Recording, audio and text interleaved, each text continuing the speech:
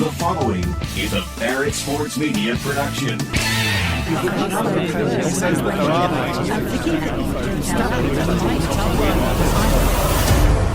We do the digging, so you don't have to. We've got breaking news. Breaking news. Breaking news. Bringing you the biggest stories from the industry you care about. This is the Media Noise Podcast. Well, let's hear it. Now, here's your host, Demetri. Please rate, review, and subscribe to Media Noise on whatever platform it is you choose to get your podcast. That is how more people get to hear the show, and if more people hear the show, that is how we get to keep making episodes of the show.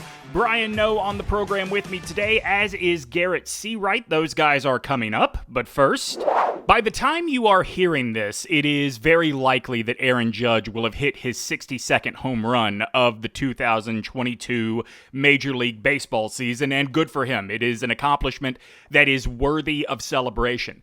There was a time when Major League Baseball was my absolute favorite form of entertainment. The Yankees were my team. That is who I grew up rooting for. I think the child of every immigrant grows up at some point rooting for the New York Yankees. But, you have kids, your priorities change, and you just can't sit down and watch 162 baseball games. And it's been so far from my mind that I find that when I do try to tune into whether it is a game or discussion of Major League Baseball, there's just nothing for me anymore. And so the conversation around Aaron Judge hit me in a very different way. And I say very different way, I think, than what was intended. I bet it hit a lot of you the same way. For so long, I've talked about the Major League Baseball media's problem being that they are really married to the idea that we will never see the greatest moments in the game again, that everything that was great about Major League Baseball is behind us, and these rule changes and new strategies, et cetera, were making the game borderline unwatchable. But then, you see the way they react to Aaron Judge, and this isn't just the Major League Baseball specific media. I heard this on a lot of sports stations this week. The idea that Aaron Judge should be celebrated as the real home run champion, that's a problem too, right? Like, all of those Mark McGwire and Sammy Sosa seasons happened. Barry Bonds hit 73 home runs. Again, whenever you're listening to this, I don't know how many home runs Aaron Judge is standing at, but I bet it is still double digits behind the guy that actually hit the most home runs in a Major League Baseball season. So what is the real problem with the way baseball is framed by the people that cover it? I think it is that there is such a marriage to the sport. There is so much vested interest in making sure that the audience recognizes that it may not be as popular as football, but it is superior in every way. And so many of these people will bend over backwards and go back on their points from earlier to tell you how great what we are seeing is. And what we're seeing is really great, but let's not pretend. This is the biggest problem I have with everybody that takes this stance in the media, baseball specific or otherwise. Let's not pretend that steroids didn't make baseball f***ing awesome, because they did. They absolutely did. You cannot look me in the eye and tell me monsters genetically engineered to jack 700-foot home runs were better than what is going on right now. That doesn't mean you don't celebrate Aaron Judge. You absolutely do. But quit trying to feed me this line of BS, or maybe better yet, decide which line of BS it is you want to feed me and stick with it. Is baseball never going to be great again, or is everything we saw from like 1985 to 2005 toxic and we're not allowed to talk about it or even acknowledge it anymore? If you had told me about 3 months ago that the guy that would generate the most interest on our website would be Marcellus Wiley, I would have had trouble believing it. Not because he's not a talented dude. He absolutely is. It's just, when you think about the people we cover, Pat McAfee, Colin Cowherd, Dan Patrick, these are people with decades of fandom behind me, and Marcellus has had success in radio, he's had success on TV, but it's never been overwhelming rating success. Brian Noe talked to Marcellus this week. Brian, was Marcellus even aware of just what an impact, just how curious his exit from FS1 made everybody. This is maybe one of the bigger stories of the year based on our traffic. Yeah, he's aware of it. And I'm a little bit like you, where he's a very talented dude. He's very entertaining. So I'm not completely taken aback by, wow, people really care.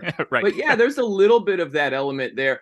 I just think it's the perfect concoction, if you will, where, and I wrote in the piece, where I'm divorced and a lot of people are like, what happened, man? What? I think there's that element with Speak for Yourself. Why aren't you on the show? Yep. What happened? Was there some drama? So he's an entertaining dude. And then when you mix it with that element of what happened, I think it makes it that much more intriguing. Well, I got you here under the pretense of talking about Marcellus Wiley, but this whole thing is going to be about exploring what happened in your divorce today, Brian. So I'm going to sit on the couch right now. Yes. So he said something really interesting in the conversation with you of even from the get-go, when he came on to Speak for Yourself, when he replaced Colin Cowherd on Speak for Yourself, he felt like it was still Whitlock and Cowherd's thing. And the evolution to what it is now, to Speak, it felt like that was a little bit more of Acho's thing. And he's not gone from Fox. He's just looking for the thing that can be Marcellus Wiley's thing. Yeah, and I give him props for that, because it isn't too often, Demetri, in the sports broadcasting realm where someone's having a lot of success, and Marcellus was having success. It was a good product with Acho, and yet he's still thinking it can be better. I can do something different. I can cover sports from a different angle, and I do appreciate that. He also mentioned how the Fox suits, they had their hand in this with redistributing the talent in different areas. So I think it was a two-pronged thing, but I do appreciate Marcellus, because he could have said, you know what, let's just keep selling cotton candy. I'm having success. The show is going well, but he's still looking and striving for something a little different. I think that's really cool. So one thing that I think was worth noting that he talked about with you, because FS1 in total is in the middle of major upheaval. And I don't mean that in a bad way, but like so much about that network's lineup changed here in the past few weeks. There were discussions that he was going to be part of First Things First. First Things First, moving to the afternoon meant it made more sense. You know, it wasn't like everybody else was up at 7 a.m. on the East Coast and they were asking Marcellus to be up at 4.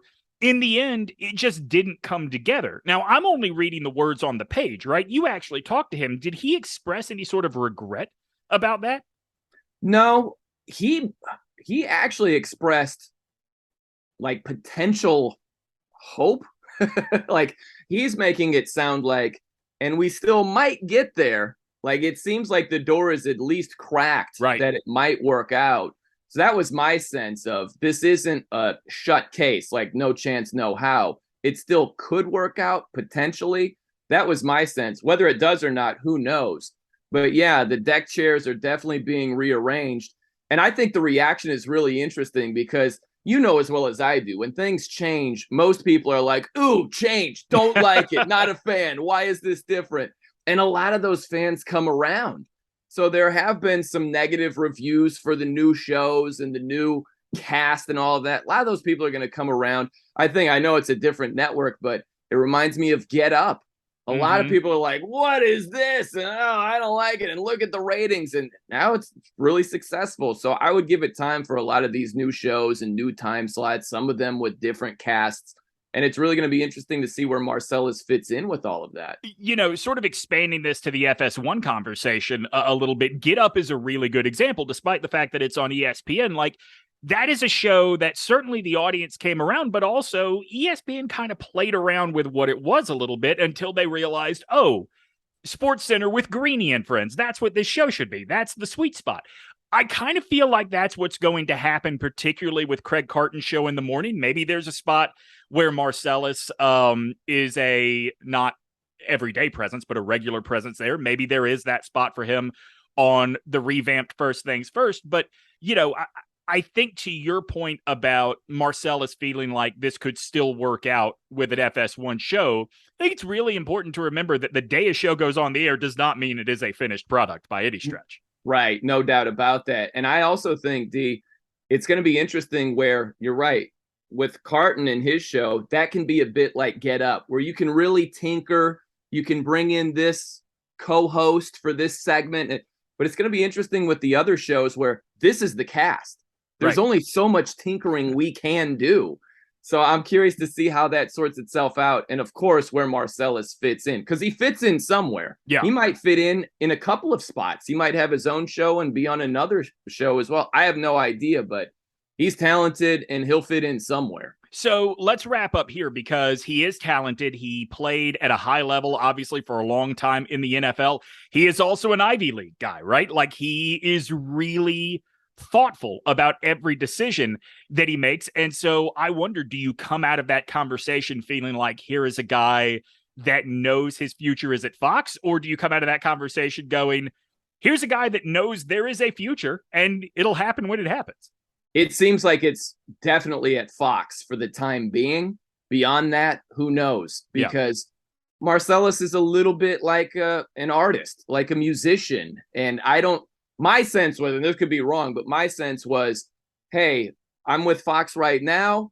And who knows? I don't think that he would say it's Fox and Fox only. I'd be shocked if he thought that, because you don't put those limitations on yourself if you have more of the artistic musician type view of stuff. And he's a creator. He's a creative guy. So for right now, he certainly is in good with the Fox suits. They have him top of mind. They're trying to get him in. How about first things first? How about if we do a hybrid thing where you're in LA? They're trying to make it work clearly with him. And I think they will. It's just, how long does that last? Does he look for other opportunities down the road? I wouldn't be shocked if that's the case. It doesn't seem that long ago that we were talking about the literal billions that we expect the NFL to be able to fetch when Sunday Ticket hits the open market. Garrett Searight, now a lot of the columns or the news stories you see on barrettsportsmedia.com are listed as by BSM staff. You can go ahead and assume that is probably Garrett Searight. Garrett, you have been cataloging for the last 2 weeks the stories of issues plaguing Sunday Ticket. Where do you want to start? Do you want to start by with the long-term problem potential, or do you want to start down conspiracy theory road? Because I'm happy to go down either. I like conspiracy theory road. All right. How much do we think this is DirecTV sticking it to the NFL? I've pondered that myself, and and this is as cynical as all get out, but like, they lose money on Sunday Ticket, right? Right. Well, what's another 2 weeks if they're going to reimburse subscribers if like it doesn't work? Are they going to be mad at me? Sure, I don't care, but they're also going to be mad at the NFL, right? So we'll share the blame. I'm already losing money. Why not stick it to you now? When and believe me, I understand if I'm paying whatever the ridiculous price is for Sunday Ticket, that by God I want this to work, but if it's going to screw up in week 1 and 2 rather than week 17 and 18, I'm going to choose weeks 1 and 2 for it to be not great rather than later in the season when some stuff actually matters. Okay, so that is pure conspiracy. That is not based on any concrete evidence or even anybody telling us anything, right? Because at the end of the day, we still think DirecTV is going to be involved in some way, very similar to how they are still involved in some way with Thursday Night Football to make it possible for bars and restaurants to take advantage of those broadcasts. So let's go down the other road for the long term with with Sunday Ticket hitting the open market. Whether or not a deal is already done with Apple TV Plus, there is still, this property lingering out there. What does this do to the value of Sunday Ticket? I don't know that it does anything to the value as much as the NFL now has to say, like, wait a second. If the problems that DirecTV is experiencing is with streaming, and we're considering making streaming the home, are we setting ourselves up for failure? I know Apple TV has the money to make sure, this is not going to be an issue for us. But do they have the bandwidth, the server space, whatever the issue is with DirecTV that through the first 2 weeks they've had problems? I think there's got to be extra hesitancy from the NFL, right? Yeah, I mean, I would think so. And when I say, what is this going to do to the value? Like, I still think, what was the number? Was it like $3 billion that we thought they were going to hit the market asking for? Yeah, Mike Florio had floated out, $3 billion could be the price tag. And other people would say, probably closer to $2 billion maybe, but still, it's with a B. Once you get to the B's, the number in front of it does not matter. Right. So I'm not saying that these problems mean that Apple is going to go $3 billion, get out of here, $75 max. Right. But this is now money that the NFL is going to have to pour into a new marketing campaign. And whether it is like straight up like, oh, look how much better this is off of DirecTV, at the very least, it is marketing to the business community. That is exactly what Sunday Ticket needed because it was being held back by DirecTV. Just look at weeks 1 and 2. Does the NFL benefit from that marketing campaign because of Thursday Night Football being on Amazon Prime Video now? That like, hey, we're the cool kids on the block. We're the ones streaming while you're, every other league wants to put their games on regional sports networks. You can find us on Apple TV. You can find us on Amazon. So let's sort of tie those two things together as we wrap up here, because you bring up something that I think is really important. Amazon did a great job, I think, in week 1 of Thursday Night Football, particularly if you watch through Amazon and not through the DirecTV stream at a bar or restaurant somewhere. Apple has Major League Baseball. Amazon has some Major League Baseball. Peacock has Major League Baseball. Major League Baseball is fine for baseball fans. Nobody is rushing out to buy those services for baseball games because baseball fans would rather complain about the games not being on traditional TV than go get the service they have to. Sunday Ticket's going to be the needle mover. Thursday Night Football has already been a needle mover for, I believe we're supposed to call it Prime Video now, not Amazon. Yes. These problems are headlines I think the NFL would prefer not to have. But, as much as this last 5 minutes has been set up of, oh, boy, I really don't like this for the NFL probably can do whatever it wants with Sunday Ticket, right? Oh, yeah. And wherever they decide to go, we're going to follow. Correct. If Amazon is telling you that their biggest signups for their Prime membership is the 3 hours before Thursday Night Football, right. The NFL is and they're like, we're not joking. This is better than Black Friday and Cyber Monday and any other. This was the best 3 hours we've ever had. The NFL's walking around, chest puffed out, like we can put our packages, giggity, anywhere, and you're gonna go find it. We're a pretty big behemoth. Can I tell you what I'm thinking if I'm not Jeff Bezos, but whoever's in charge of Prime Video, whoever specifically is in charge of the studio at Amazon? We are done with that stupid Lord of the Rings show. Clearly, we do not have to spend that money. People are not signing up to watch that. Nobody's spending $140 to watch the Lord of the Rings, but by God, they'll watch Jags Titans on a Thursday. That's right. This concludes our broadcast day. Thanks for listening to the Media Noise Podcast with Demetri Ravanos. Be sure to subscribe on iTunes and leave a review. And check back soon for new episodes. To stay up to date on the latest sports media happenings, visit barrettsportsmedia.com.